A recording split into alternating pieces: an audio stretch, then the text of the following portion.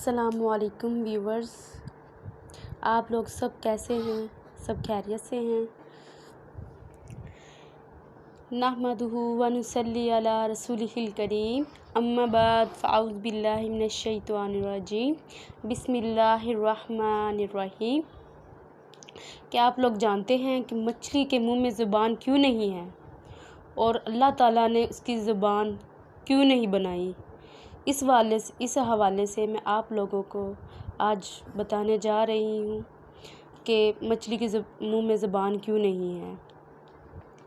اللہ تعالیٰ نے تمام جانوروں کے منہ میں زبان پیدا کی ہے، مگر مچھلی کو زبان نہیں دی گئی۔ اس کی وجہ یہ ہے کہ جب حکم خداوندی عز و جل سے فرشتوں نے آدم علیہ السلام کو سجدہ کیا اور ابلیس رجیم مردود ہو کر مسخ شدہ یعنی کہ بری صورت میں زمین پر پھینک دیا گیا، تو وہ سمندروں کی طرف گیا تو اسے سب سے پہلے مچھلی نظر آئی، جسے اس نے آدم علیہ السلام کی تخلیق کا قصہ سنایا اور یہ بھی بتلایا کہ وہ بحروں کے جانوروں کا شکار کرے گا۔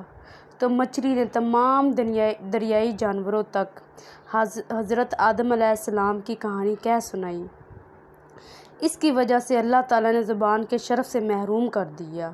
تب سے لے کر آج تک مچھلی کے منہ میں زبان نہیں ہے، اور یہ اس بات کو صدقہ جاریہ سمجھ کر لوگوں کے ساتھ زیادہ سے زیادہ شیئر کریں۔ شکریہ، اللہ حافظ۔